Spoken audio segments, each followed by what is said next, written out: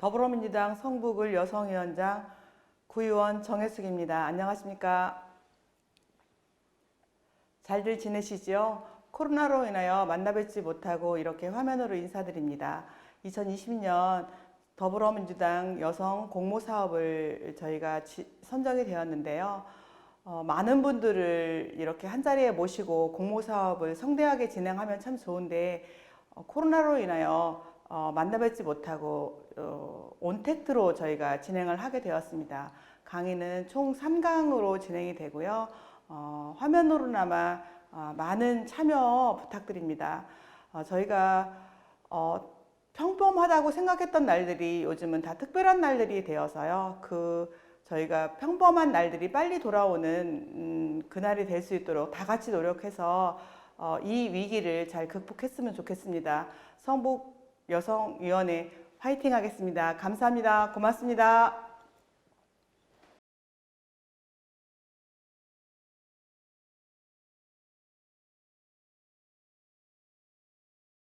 안녕하세요. 오늘 저는 성북 여성 공동체를 꿈꾸다 라는 주제로 강의를 맡은 최연입니다. 반갑습니다. 먼저 제가 앞에 공동체라고 썼는데요.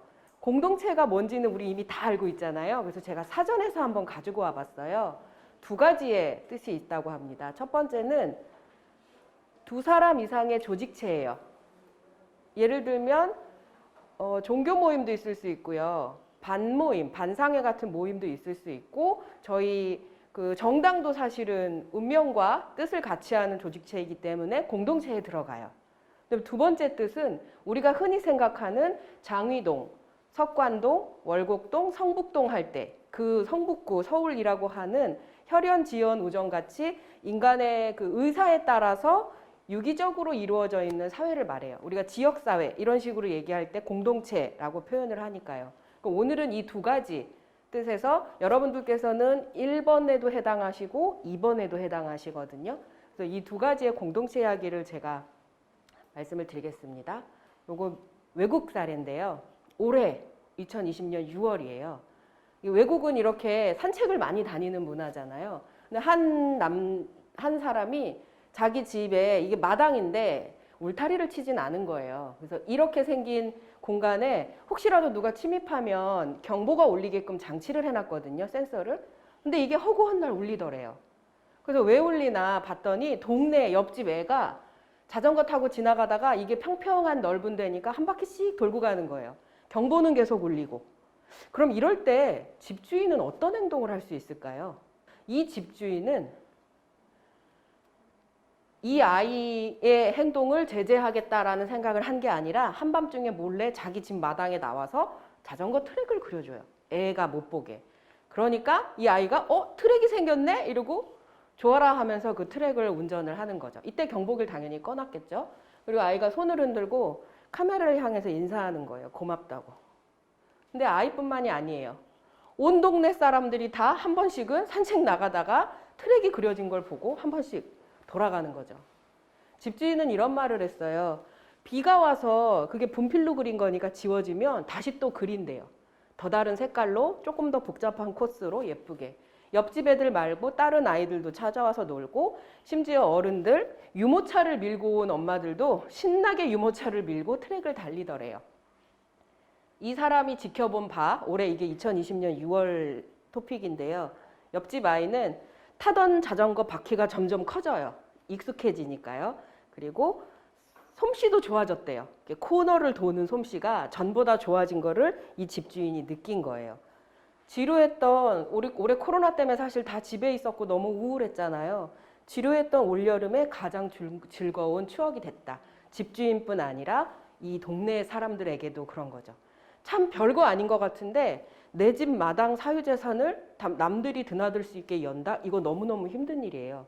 근데 이 사람은 보통은 나의 사유재산이 침해당했을 때 그 재산을 지키기 위해서 하는 당연한 노력들이 있어요. 그건 당연한 노력이고 당연한 권리예요. 근데 이 사람은 거기를 찾아오는 아이의 심리를 생각했고 이게 내가 혼자 울타리를 쳐서 갖고 있는 재산보다는 동네 사람들과 나눠도 그 땅에 아무런 해가 없으니까 그렇게 생각했던 거라고 저는 해석해요. 물론 외국 사람이라 말이 통하지 않아서 제가 물어본 건 아니에요. 근데 그렇겠거니라고 추정했고요. 제가 이 소식을 봤을 때 좀 뭉클하고 감탄했어요. 나라면 그럴 수 있었을까라고 하면서 근데 생각해보니까 우리 코로나 때문에 힘들었을 때 전국에서 가장 많이 답지했던 게 마스크였어요. 기초수급자 할머니들도 광복천을 뛰어다가 바느질을 해서 경찰서에 갖다 주고 그 막 마스크 구하기 어려웠을 때 박스로 마스크를 소방서나 경찰서에 몰래 갖다 주고 도망가신 이름 모르는 시민들도 있었잖아요. 그 힘들이 지금 우리 대한민국을 지탱하고 있는 거거든요. 그래서 우리도 국가적인 문제에는 그렇게 할 수 있는데 지역에 있는 문제들에 대해서 이런 이웃으로의 마음을 갖고 있는가를 한 번 정도 되새겨 주셨으면 해서 제가 이 사례를 소개해 드렸습니다. 이제 좀 우울한 말씀 드릴게요. 지금 제가 우리를 힘들게 하는 게 무엇이 있을까를 쭉 적어봤어요. 그냥 글만 읽어도 너무 우울하고 답답하죠. 제가 차마 올해 코로나는 여기다 못 썼어요. 걔는 아직 어떻게 해결해야 될지 모르는 문제라 우리 지금 살기가 너무 빡빡해요. 사회는 발전하고 달나라에 사람이 간 지도 몇십 년이 지났고 기계 하나가 AI, 뭐 컴퓨터 이것들이 인간의 삶에 지대하게 공헌을 하고 수명이 지금 보험 설계할 때 120세까지 설계하던데요. 그렇게까지 된 사회인데도 불구하고 우리는 너무너무 어려운 문제들에 직면해 있어요. 근데 이걸 지금 제가 아까 처음에 질문 드린 것처럼 이거 어떻게 풀까요? 안 풀리죠. 오랫동안 문제인데. 근데 이것 때문에 우리의 삶이 너무 괴롭고 고통스러워요. 어떻게 할까요? 그거에 대해서 우리 아인슈타인 박사가 한 말이에요. 새로운 문제에 봉착했을 때 기존과 같은 사고방식으로 문제를 못 푸는 거죠. 제가 주로 드리는 사례가 저출산 문제 심각해서 근 20년 동안 70조 가까이를 쏟아 부었어요. 근데 저출산은 점점점, 출산율은 점점점 떨어지죠. 제가 최근에 본 통계는 제 기억에 저가 40대인데 제가 대학 갔을 때 그 해에 수능을 보는 고3 수험생이 한 60만 명 이랬거든요. 근데 지금 1년에 출생한 출생아 수가 30만 명대예요. 20년 사이에 반토막 났어요. 이 진짜 대한민국 없어질 수도 있는 거예요. 되게 심각한데 70조 이상을 저출산 극복으로 썼는데도 불구하고 출산율을 못 올렸어요. 그러면 지금처럼 하는 출산율 제고 방식은 잘못된 거예요. 안 먹히는 거예요. 아주 완전 바꾸는 거죠.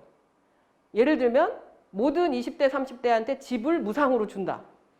무조건 200만 원, 300만 원씩 돈을 기본소득으로 지급하겠다. 이러면은 아이를 낳지 않을까? 그래도 실패할 수도 있죠. 근데 진짜 그런 획기적인 방법까지도 써야 하는 상황이에요. 그래서 우리는 문제에 아까 같은 삶의 터전에서 쫓겨나고 코로나의 미세먼지의 전쟁 위기에 이 많은 문제들이 수십 년 동안 풀려고 해봤지만 안 풀렸어요. 근데도 똑같은 방식의 해법으로 쓰면 안 풀리니까 이제는 새로운 방식으로 하자. 그게 마을 공동체 활동입니다. 다시 설명드리면 혼자 꾸는 꿈은 공상이지만 함께 꾸는 꿈은 실현이 되는 거죠.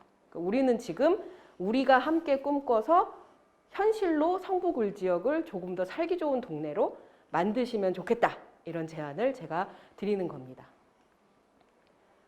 마을 공동체 활동은 사실 별게 없어요. 지금 우리 위원님들 하고 계시는 일이에요. 지역사회에 직접 참여하는 거죠. 나의 필요에서 시작해요. 주차 문제, 쓰레기 문제, 아이 교육 문제, 교통 문제, 나의 필요에서 시작하는데 그 필요를 개선하는 과정에서 주민들의 목소리가 직접으로 지역사회에 참여하게 됩니다. 그러면은 층간소음 문제도 쓰레기 문제도 주차 문제도 나의 괴로운 문제였지만 문제가 해결됨으로써 생활 문제가 풀리고요. 그걸로 인해서 내가 이사 가지 않고 떠나지 않고 이 동네에 계속 살게 되고 살기 좋은 동네가 되면서 지역사회가 변화하게 된다는 흐름이에요. 이게 우리가 지금 하고 있는 마을 공동체 활동의 그 구조입니다. 마을 공동체 사업은 유형이 되게 많아요. 그래서 여러분들의 삶에 다 걸려요. 걸리는 부분들이 하나쯤은 있을 거고요. 아이고. 서울시는 그 마을 만들기 사업이 확장됩니다. 그냥 하나. 아이를 키우는 엄마들이 아이를 키우는 일에만 하는 게 아니라 영역별로 확장을 시켜요. 그래서 교육 같은 경우도 사실은 교육은 교육부, 교육청, 학교 이런 소관이에요. 그래서 일반적으로 우리 주민들이 학교 안에서 일어나는 일에 관여하는 일은 거의 없거든요. 근데 지금 그런 학교의 담장도 열리고 있습니다. 이게 성북구 사업이에요. 동과 학교가 결연해서 마을에 있는 여러 자원들을 그 학교와 같이 나누고 학교의 자원들도 마을과 같이 나누는 거를 하고 있어요. 동교동락 이름으로 하고 있고 이런 그 마을 계획도 그렇고 마을 활력소 이런 거 다 협치 사업까지 다 성북구가 굉장히 선도적으로 하고 있고 우리 위원님들 많이 참여해 보셨을 거예요. 성북구는 다른 데와 달리 의사결정도 주민들이 많이 참여하고 있고 그 기반들을 많이 조성하고 있습니다. 성북구에서 마을 공동체 활동을 했었던 사례 몇 개를 말씀드릴게요. 정릉인데요. 참 예쁘죠, 집이. 능 바로 앞에 있는 교수단지예요. 이 교수단지는 진짜 교수님들이 집을 지어서 교수단지예요. 그 서울대 교직원들이 1970년대에 주택조합을 결성해서 지은 데인데 70년대에 지었으니 벌써 40년 이상 됐어요. 50년 가까이. 집들이 그전에는 엄청 좋은 단독주택으로 잘 지었지만 이제 너무 낡은 거죠. 그래서 이 동네도 재개발, 재건축을 하려고 추진을 하셨었어요.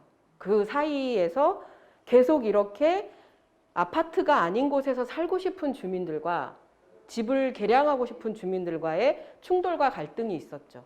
근데 보통 재개발, 재건축하면 충돌하면 떠오르시는 이미지가 띠두르고 구청장실 한 번쯤 점거하고 그 멱살 잡고 그거잖아요. 근데 이 교수단지 주민들은 반대하시는 주민들이 꽃을 심으셔서 동네에 그 길가 곳곳에 꽃을 심고 자기 마당에 심고 옆집에 나눠주시는 걸 했어요. 그 집집마다 정원 모양도 다르고 철철이 피는 꽃들이 달라요. 그래서 그 집을 1년에 한 번씩, 올해는 못했어요. 코로나 때문에. 2014년부터 1년에 한 번씩 한 13집 정도가 마당을 열어요. 그래서 그 마당에 아침 몇 시부터 저녁 몇 시까지 아무나 들어오셔서 이 정원을 즐기실 수 있도록 했죠. 내 사유재산인데 아까 그 첫 번째 사례에 울타리 치지 않는 것처럼 대문이 있고 엄연히 서울 한복판에 내 집에 낯선 사람이 그냥 무상으로 드나드는 게 쉬운 일은 아니에요. 근데 이분들은 재개발보다 이렇게 대문을 열고 이웃과 살고 싶다라는 그 생각에서 이 프로그램들을 하셨고요. 정원이 들려주는 소리도 이분들이 지으신 제목이고 여기는 결정적인 게 이런 거 다 지원 사업으로 할 것 같잖아요. 성북구에는 마을 만들기 공모사업 지원이 있어요. 여러분들이 하시고 싶은 활동을 지원해 드리는데 한 1, 2년 하시다가 그런 지원 사업은 대부분 뭐는 쓰지 마라, 식비는 얼마 이하로 써라, 뭐 다 쓰고 나면은 어디 시스템에 등록해라 이러니까 이분들이 힘들어서 못 하겠다. 아니 사다 보면 동네에서 사면 현금으로 주면 싸게 사서 많이 쓸 수 있는데 굳이 카드를 써야 되니까 그 카드가 되는 마트를 큰 데를 가야 돼요. 동네에 하나 도움이 안 된다 하셔갖고 이분들은 자기들 자부담으로 회비를 내서 회비를 걷어서 이 활동들을 계속 해오시고 있으세요. 정원 이쁘죠? 이걸 올해 못 봤어요. 올해 코로나 때문에 못해서 매년 5월에 하시거든요. 그래서 길 밖도 이렇게 가꾸시지만 집집마다 모양이 다르니까 그 모양에 따라서 그리신 그림 전시를 하고 자수를 놓으신 거, 도자기를 만드신 거 그런 전시도 하시고 그냥 꽃이 집집마다 또 달라서 이 자체가 너무 예쁘죠. 100세 며느리 댁은 시아버님이 100세셨어요. 100세 이상 장수하신 시아버님이 계셔서 자기 집 이름을 이렇게 지으신 거죠. 도도화 정원 이렇게 자기들이 집 이름을 좀 지어 놓으셨고 거기서 음악회도 하고 그림 전시도 하고 여기 다 동네에 있는 아이들, 동네에 있는 분들인데 되게 특이한 거는 여기에 공연을 하러 와주시는 주민 중에 재개발 조합장님도 있는 거예요. 전 처음에 재개발 찬성 반대는 서로 막 안 보고 싸우는 거 아닌가 했는데 재개발을 찬성하는 분도 반대하는 분도 서로의 입장을 이해하신 거죠. 사유재산이고 낡은 집이니까 개선이 필요하다. 특히 여기 소방차 못 들어가는 골목들도 있거든요. 그래서 이건 당연히 개선이 필요하다. 근데 반대로 이렇게 정원을 사시사철 누리면서 이웃들과 문을 열고 대문 열고 인사하고 음식을 나눠 먹을 수 있는 몇 안 되는 서울의 동네니까 이런 문화를 계속 유지하고 싶다는 마음도 이해하신 건 거죠. 성북동에는 유명하신 분이 많이 살았어요. 예전에도 그 시도 있잖아요. 성북동 비둘기란 시도 있고 만해 한용운 선생님 사셨던 시무장도 있고 문화유산들이 되게 많은데 성북동은 한 3개 부류로 나눌 수 있어요. 첫 번째는 그 재벌 사장님들 많이 사시는 구역, 집들 큰 구역이 거기가 있고요. 또 하나는 40개가 넘는 대사관과 대사관저가 있어요. 거기도 치외법권 지역이에요. 우리가 쓸 수 없는 지역이죠. 그 나머지 3분의 1에 성북동 주민들이 살고 있거든요. 그래서 여기는 문화유산도 굉장히 많지만 주민들이 직접 운영하거나 할 수 있는 거는 아니에요. 그래서 여기가 주목하신 거는 성북동에 살고 있는 많은 화가, 수필가, 작가, 음악가 이런 문화예술인 분들을 주목을 했어요. 가지고 있는 게 나, 자산인 나, 사람 자산이다 보니까 건축을 하시는 분은 자기 재능을 활용해서 건축교실을 운영하시고 시를 지으시는 시인분은 시낭송회를 하거나 글을 쓰는 걸 가르쳐주는 걸 하시고 이런 성북동의 활동과 이야기들을 모아서 잡지를 내고 있어요. 이 잡지가 2013년부터 지금까지 계속 나와서요. 지금 17권인가까지 나왔어요. 꾸준히 내고 계시는 거죠. 그리고 그 마을 잡지처럼 성북동에 미디어가 많아요. 그러니까 주민이 앵커가 돼요. 기자가 되고. 그래서 성북 마을 뉴스라는 채널도 있고요. 그리고 구청의 아리랑 고개 위에 있는 미디어 센터, 그 시내센터에 마을 방송국이 있거든요. 성북구는. 그래서 여러분들이 혹시 촬영을 하시고 싶으시거나 그 라디오 같은 프로그램을 하시고 싶다 하면은 거기서 교육도 하고 장비를 무료로 빌려주고 그 스튜디오를 빌려주실 수 있는 거예요. 지금까지 쭉 진행했었던 여러 활동들은 저분들이 다 월급 받으신 거 아니거든요. 심지어 교수단지 같은 경우는 자기들이 회비를 내서 이런 활동들을 해요. 사실 왜 그럴까요? 우리가 앞에 제일 처음에 말씀 나눴던 공동체라는 것 때문이에요. 공동체에 살면서 공동체를 어떻게 하고 싶다라는 바람들이 있었기 때문에 내가 나의 시간과 노력 그리고 돈과 재능을 다 함께 이 지역사회와 나누고 싶은 거죠. 공공성 그 관련된 단어들을 제가 찾아보니까 한 3개 정도가 있는데요. 공공성은 사실 가치 판단을 하지 않아요. 주민센터가 좋은 거예요, 나쁜 거예요? 그냥 주민센터는 주민센터잖아요. 그냥 기관인 거고. 구청을 좋은 데라고 봐야 돼요? 나쁜 데라고 봐야 돼요? 그럼 가치 판단이 없이 모두가 두루두루. 그래서 이걸로 인해서 그 누군가가 불이익을 받지 않아야 되는 것들 위주가 사실 공공성이에요. 공익성은 지금 여러분들이 하고 계셨던 여러 봉사활동을 비롯해서 많은 사람에게 이익이 되는 많은 사람, 다수. 근데 여기서 끝이면 안 돼요. 저는 공공선까지 나가야 된다고 생각하는데 예를 들어 우리 사회에 아직 소수자이신 분, 약자이신 분들이 있잖아요. 다수 국민에 비해서는 작아요. 그렇지만 모두 다 다수를 위해서 하는 건 민주주의가 아니기 때문에 우리 지역에 소수이긴 하지만 난치병으로 고통받는 분들이 있다거나 그 복지 사각지대에 있는 분들을 위해서 우리가 가진 자원들을 나눈다. 이거는 사실은 다수는 아니지만 저는 인류에 대한 선이라고 생각해서 이후에 우리 활동들은 이렇게 공공선을 좀 지향했으면 좋겠습니다. 일관되게 제가 말씀드렸던 마을 공동체 그리고 민주주의. 근데 거기서 여성들은 어떤 일을 할 수 있을까? 이거는 제가 그 SBS 영상인데요. 영상을 먼저 보시고 말씀드릴게요. 권력을 행사하는 광장 민주주의 란스게마인데 그들의 정치 축제 속으로 들어가 보죠.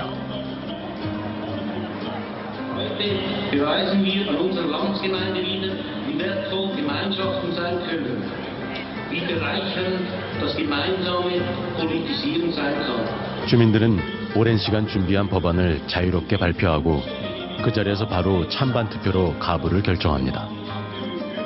Die Steuersenkungen haben vor allem den privilegierten Schichten genützt. Wir alle wollen einen Qualitätskanton und kein Mikrobudgetkanton. Freundliche Grüße, Ihr Steuerkommissär. Zur Schweizer Identität gehört Mundart. In ganz vielen Situationen braucht man Mundart auch hier an der Landsgemeinde. 법안을 발의하는 것은 주민 누구나 가능합니다. 단 일정 수 이상 주민의 서명을 받아야만 합니다. Sich auch an eine Schau, das ist ein emotionaler Moment auch, den man sonst in der Politik vielleicht nicht hat. Das finde ich ein großes Pluspunkt. Wer hingegen den Antrag von Herrn Pfister und von Herrn Stadler will zustimmen mit 50% und alles soll es hier sein. Ist klar? Sehr wir. Das erste ist das Flüchtlinge. 의사결정은 다수결로 하는데 모두가 직접 눈으로 확인하기 때문에 이의는 없습니다. 민심은 준엄하게 법으로 반영됩니다. 지난 3월 CEO들의 고액 연봉을 규제하는 법안이 국민투표로 통과됐습니다. 시민들의 목소리는 날카롭고 단호했습니다. Es braucht ja eine Mehrheit. Die Landsgemeinde macht Gesetze für alle Leute. Nicht nur für einzelne Gruppen.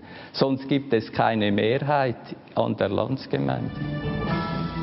시민들이 법안을 발의할 뿐만 아니라 정치인들이 통과시킨 법안도 시민들에 의해 언제든지 폐지될 수 있습니다. 주민총회가 있는 날, 단상의 맨 앞줄엔 의원들과 장관들이 모여 앉아 시민의 목소리에 귀를 기울입니다. 이렇게 국민이 입법권에 직접 참여합니다. 이날 사람들은 모두 12개의 안건을 공유하고 결정했습니다. 정치라는 무대의 주인공이 된 시민들, 행복한 하루입니다. 뭔가 이렇게 다 같이 모여서 왁자지껄하게. 근데 좀 신기하지 않으셨어요? 저기 투표로 구청장도 선출되고 세금을 얼마로 매길지를 그렇게 결정하는데 누구도 표를 세지 않아요. 그냥 들고 저는 이 앵커 멘트가 눈으로 확인했다 하는데 비슷하지 않을까요? 찬반이? 그거 어떡하지? 그런 우려부터 저는 들던데 여기서는 찬성을 했고 반대를 했고를 자기가 의사결정한 거를 수용해요. 왜 그런가 하고 봤더니 진짜 오래된 거더라고요. 저는 광장에 모여서 이렇게 투표용지를 들길래 그 뿌리가 어떻게 됐나 하고 궁금해 보니까 1294년에 시작된 거예요. 13세기부터 시작됐던 건데요. 스위스의 직접 민주주의입니다. 일단 야외에서 해요. 5,000명 이상의 주민이 동시에 들어갈 공간이 없기 때문에 보통 광장 같은 야외에서 하는데요. 1년에 한 번 열리고 우리도 지금 주민총회 해요. 동마다 주민자치회에서 주민총회들 하시잖아요. 근데 여기도 비슷해요. 그러니까 그 개마인데 이 칸톤 이런 구역이 우리의 성북구라고 보시면 돼요. 그래서 그 각각의 동에서 이렇게 주민총회도 하는 형식인데 그 시민들 누구나 찬반 토론도 할 수 있어요. 그리고 투표로서 거수 투표로서 결정되는데 그냥 단순한 거가 아니고 정말 구청장도 선출하는 거예요. 선출하고 예결사안도 심의를 해요. 법률도 바꿀 수 있어요. 우리 성북구 같은 칸톤이라는 단위에서 우리 조례죠. 우리 지금 의원님 계시는데 저희 성북구에서는 조례를 제정하고 심의하고 의결하는 게 구의회예요. 그런 결정을 이 주민총회에서도 할 수 있는 거죠. 그리고 누가 거기에 참여할 수 있느냐? 우리 지금 선거법 연령을 법률로 정해져 있어요. 근데 여기는 이 지역마다 정할 수 있어요. 그래서 제일 낮은 연령이 글라로스라고 아까 보셨던 영상에 있는 칸톤인데 만 16세부터 투표를 할 수 있습니다. 다른 데는 18세 이상 투표 이런 식의 곳도 있어요. 그럼 이렇게 13세기부터 민주주의가 이루어졌던 스위스는 여성들이 투표권을 언제부터 가졌을까요? 되게 어이없게도 1971년에서야 여성들이 투표를 할 수 있고 출마를 할 수 있게 되었어요. 이유는 100% 남성들로 이루어진 스위스 의회에서 여성 참정권이란 안건이 올라올 때마다 부결시킨 거죠. 방송이라 이런 말 참 그러지만 참 못됐고 치사했죠. 근데 우리는 48년 국회가 처음 만들어지고 정부가 수립되면서 남녀 공히 선거권이 부여됐지만 여기는 아니었던 거예요. 그러면 1971년 이전까지는 스위스에는 그 어떤 여성도 정치에 참여할 수 없었나? 아니에요. 바로 란츠게마인데를 통해서 참여할 수 있었어요. 1957년에 발레라는 지역 자치구에서 여성에게 참정권을 부여합니다. 그리고 60년대 이후에 여러 도시로 확대돼서 1968년에는 규모가 3이면 우리로 치면은 부산광역시쯤 될 거예요.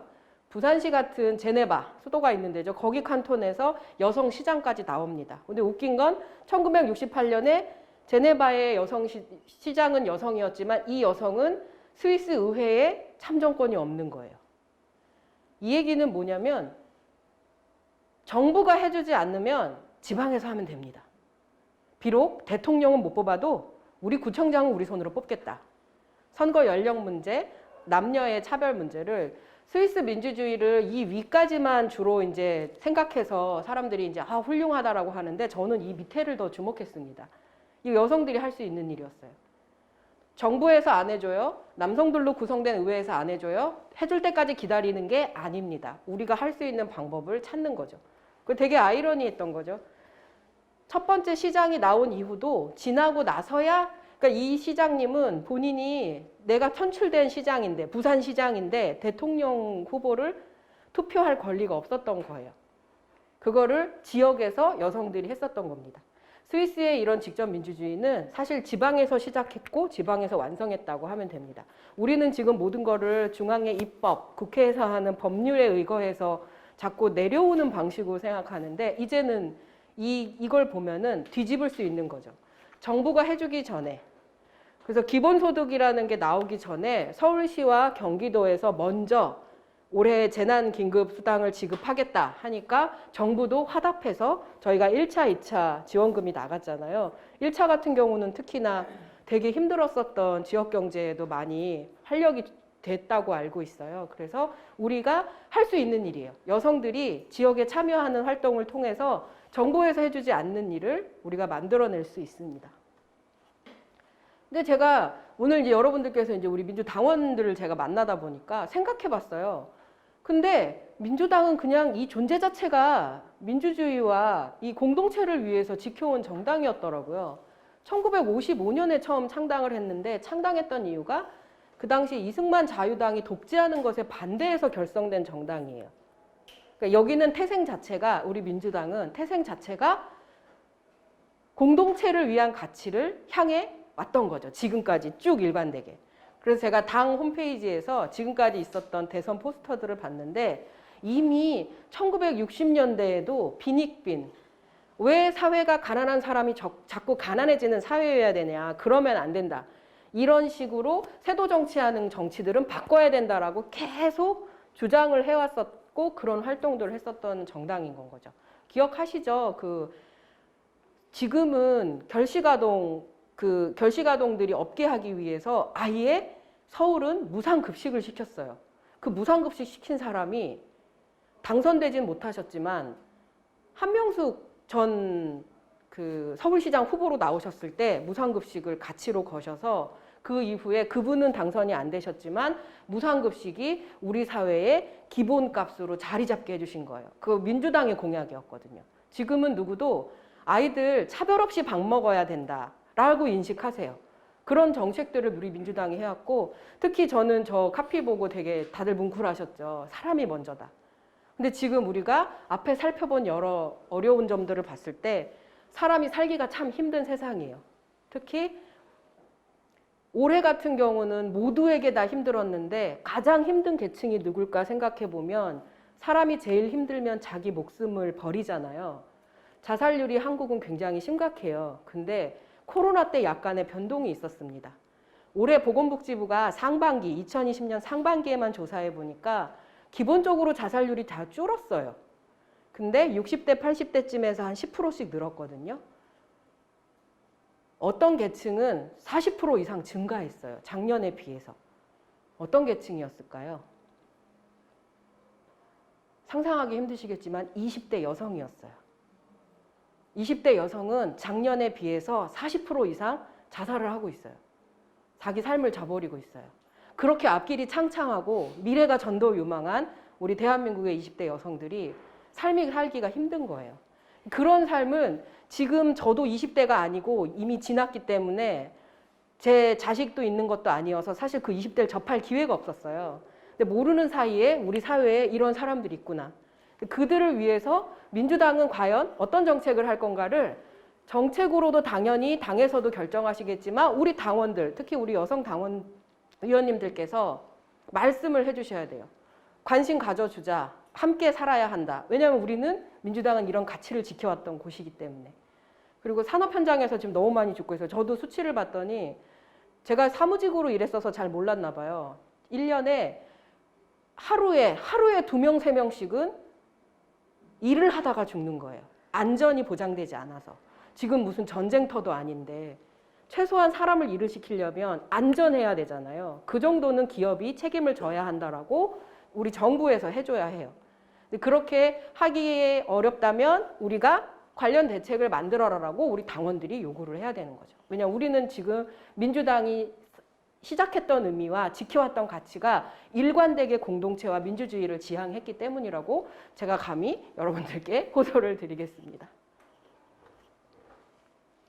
그 민주 이름 자체도 민주예요. 그래서 우리 민주당은 뿌리 자체가 민주주의인데 제가 되게 이제 감동을 많이 받았던 말입니다. 민주주의의 완성은 없을 것입니다. 민주주의의 핵심적 가치인 대화와 타협, 관용 통합을 실천해야 합니다. 미래를 내다보고 민주주의의 완전한 이상과 가치를 실현하기 위해 끊임없이 노력해 나가야 합니다. 다 기억하시죠? 민주주의 최후의 보루는 깨어있는 시민의 조직된 힘입니다. 이것이 우리의 미래입니다. 노무현 대통령님께서 2007년에 하셨던 말씀이세요. 이분도 한결같이 이 민주주의의 가치를 지키셨잖아요. 제가 이번에 찾아보면서 민주당이 그냥 정부, 여당, 이구나 정도만 생각했었던 저를 좀 많이 반성했었어요. 우리는 일관되게 사람이 먼저라는 가치들을, 공동체라는 가치를 이 정당의 이념으로 계속 실천했었던 정당이구나. 그러면 지금 우리가 지역사회에서 중앙에 있는 정치는 민주주의를 한다고 해도 성북구에서 우리 성북 울지역에서는 우리 이웃들이 그런 공동체와 민주주의 안에서 살고 있을까? 혹시나 누군가는 여기서 벗어나 있지 않을까를 우리 주민들이 스스로 보고 챙기는 거죠. 그게 이제 저는 공동체 활동, 마을 활동이라고 말씀드리고 싶습니다. 마지막으로 마을 공동체 이렇게 치면 이런 사진이 많이 나와요. 이 사진이 아프리카인데요. 한 인류학자, 인간의 행동을 연구하는 인류학자가 아프리카에 가서 실험을 해봤어요. 그 마을에 있는 아이들을 모아놓고 아이들이 좋아하는 과일이랑 과자 같은 거를 저쪽에다 놓은 다음에 출발선을 그려주고 여기서 출발해서 1등으로 들어오는 아이한테 이 간식 바구니를 주겠다라고 했어요. 그랬더니 다 제자리에 해서 출발선에 세워놓고 시작 했더니 애들이 아무도 안 나오는 거예요. 그리고 다 같이 서서 손을 잡더니 동시에 뛰기 시작해요. 그리고 다 같이 결승선을 통과하고 깔깔대고 웃어요. 그래서 이 인류학자가 물어봤죠. 아니 간식을 다 같이 나누기에는 양이 적은데 1등 하는 사람한테 준다고 했는데 너희들 왜 아무도 달리지 않고 손부터 잡고 같이 뛰어서 결승선을 통과했냐고 했더니 아이들이 다 같이 외치더래요. 우분투 이렇게 외치더래요. 그래서 이 우분투란 말이 무슨 말인가? 그 사람 찾아보니까 아프리카어인데요. 나는 곧 너다, 우리다 이런 뜻이래요. 영어로 하면은 당신이 있기에 내가 있다, 내가 있기에 당신이 있다 이런 뜻이죠. 아이가 한 말이에요. 누군가는 못 먹을 수 있으면 1등 하는 아이 먹고 다른 아이들이 못 먹으면 누군가가 슬픈데 그 한 명은 행복해질 수 있는 게 아니다. 같이 나누는 것이 행복이다라고 아이가 말했죠. 되게 반성이 되는 말이었습니다. 남아공 넬슨 만델라 대통령이 한 말인데요. 내가 하는 하루의 모든 행위, 오늘 여러분들이 와서 계시는 것 포함, 아침에 일어나고 저녁에 잠들 때까지의 나의 하루의 모든 나의 일상의 행위들이 공동체가 더 나아지기 위해서 하는가를 항상 살펴야 한다. 내가 지금 먹고 쓰는 것도 이 먹거리가 어디서 온 거고 조금 더 건강하게 이 지구에 건강할 수 있을 만한 게 있을까? 우리 진짜 열심히 분리수거하시죠. 비닐 문제도 되게 심각하고 환경 문제 심각해서 아마 분리수거 하시느라 되게 오랜 시간을 하실 거예요. 그런 행동 자체가 사실은 법적으로 그렇게 하라고 했기 때문이기도 하지만 우리는 공동체가 나아지기 위해서 하는 거예요.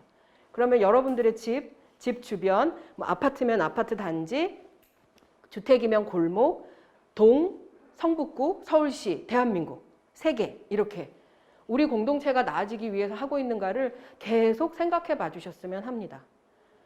이런 정신은 일단 마음이 열려야 돼요. 너와 내가 다르다라는 걸 인정해야 되고 또 기꺼이 대가 없이도 남을 돕겠다.